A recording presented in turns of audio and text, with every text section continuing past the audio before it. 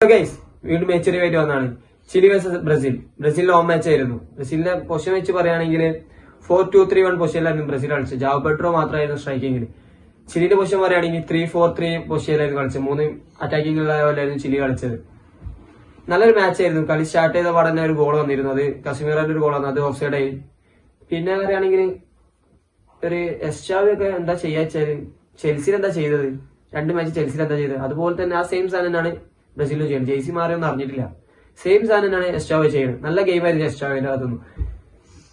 നല്ലൊരു ഗോൾ വന്ന വൈകുന്നേരം ഫുൾ ബ്രസീലിന്റെ ആധിപത്യം തന്നെയായിരുന്നു. എന്താ പറയുക, ബോൾ പൊസിഷൻ വെക്കാം. നല്ലൊരു വാൾപാസിലായിരുന്നു ഗോൾ, നല്ലൊരു വാൾപാസ് ആയിരുന്നു റാഫിഞ്ഞ ഒരു കിക്കായിരുന്നു. അതൊരു എസ്റ്റാവോ കീപ്പറിന്റെ സേവ് ഉണ്ടെങ്കിൽ എസ്റ്റാവിന്റെ നല്ലൊരു ബൈസിക്കിൾ കിക്ക്, അടിപൊളി ഗോളായിരുന്നു എസ്റ്റാവിന്റെ. ഫസ്റ്റ് ഹാഫ് എന്ന് പറയുകയാണെങ്കിൽ 1-0 ആയിരുന്നു. ചിലിന്റെ ഭാഗത്തുനിന്ന് ഒരു അറ്റാക്കും വന്നിട്ടില്ല.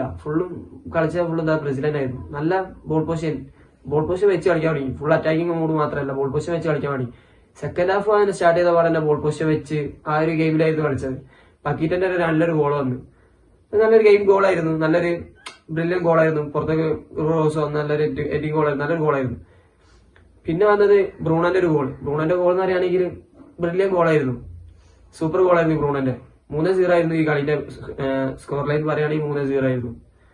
ഫുള്ളും അറ്റാക്കിംഗ് ആയിരുന്നു. ബ്രസീൽ എന്താ പറയാ, അഞ്ചലോട്ടിന്റെ കയ്യില് ഒന്ന് ഫുള്ളായിട്ട് മാറി ഗെയിം. എന്താ പറയാ, പഴയ കോച്ചിന്റെ ലെവലിലെ പോലെയല്ല, ഫുള്ളായിട്ട് മാറി നല്ലൊരു ഗെയിമായി ഉഷാറായി വന്നിട്ടുണ്ട്. ഇനിയിപ്പോ ഇതിലേക്ക് നെയ്മർ കൂടി ആഡ് ചെയ്താലും ഒന്നുകൂടി ഉഷാറാവും. നെയ്മർ റിക്കവറി ആയി വരുന്നുണ്ട്. നെയ്മർ വരണം. നെയ്മർ ഇല്ലാണ്ട് മുന്നോട്ട് പോകില്ല. കാരണം നെയ്മർ ഉണ്ടെങ്കിൽ ഒരു ക്യാവല് ഒരു വലിയേട്ടന്റെ ഒരു ലെവലിലായിരിക്കും, അത് വേണം. പിന്നെ മാർക്കിനീസിന്റെ ഭാഗത്ത് സംഭവിക്കുകയാണെങ്കിൽ മാർക്കിനീസ് ഒക്കെ വലിയ പണി എടുത്തിട്ടില്ല ഈ മാച്ചിൽ, വല്ലാണ്ട് പണി എടുത്തിട്ടില്ല. കാരണം അങ്ങനെ ബോൾ വന്നിട്ടില്ല. ആകെ പറയുകയാണെങ്കിൽ ഒരു ഫ്രീ കിക്ക് വന്ന് ഒരു ഗോൾ സേവ് വന്ന് അലൻസിന്റെ ഭാഗത്തുനിന്ന് അതും ഓഫ് സൈഡ് തന്നെയായിരുന്നു. ചിലിന്റെ ഭാഗത്തും ചിലി എന്താ ചെയ്യാന്ന് വിചാരിച്ച് ചിലി ടേബിളായിട്ട് അവസാനമാണ്. ചിലി എന്താണ് നമ്മൾ പ്രതീക്ഷിച്ചത് അതന്നായിരുന്നു ചിലിന്റെ ഭാഗത്തുനിന്ന് വന്നത്. ബ്രസീൽ അതെന്താ ഒരു പ്രാക്ടീസ് മാച്ച് മാതിരിയാണ് ബ്രസീൽ, അത് തന്നെയായിരുന്നു ബ്രസീലിന്റെ ഭാഗത്തുനിന്ന് വന്നത്. ബ്രസീലിന്റെ ഹോം മാച്ച് ആയിരുന്നു കളി. ബ്രസീൽ എന്താണ് ചെയ്യേണ്ടത് ബ്രസീൽ കാണിച്ചു കൊടുത്തു. ഓരോ ഹോം ഗ്രൗണ്ടിൽ ഇങ്ങനെ മുന്നോട്ട് പോവാണെങ്കിൽ ബ്രസീൽ എന്തായാലും വേൾഡ് കപ്പിന് നല്ല മുന്നോട്ട് പോകാൻ വളരെ ചാൻസ് ഉണ്ട്.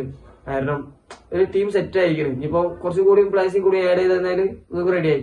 അഞ്ചലോട്ടി ആയി നോക്കുന്നുണ്ട്, എന്താ പറയാ, ഓരോ പ്ലേസ് മാറ്റി ചാൻസ് കൊടുക്കുന്നുണ്ട്. അടുത്ത മാച്ചിൽ ഈ പൊസിഷൻ ആയിരിക്കും ചിലപ്പോൾ ചേഞ്ച് ചെയ്യാൻ ചാൻസ് വളരെ കൂടുതലായിരിക്കും. അടുത്ത മാച്ചിൽ വരെ കാത്തുക, കൂടെ നിൽക്കാൻ സപ്പോർട്ട്.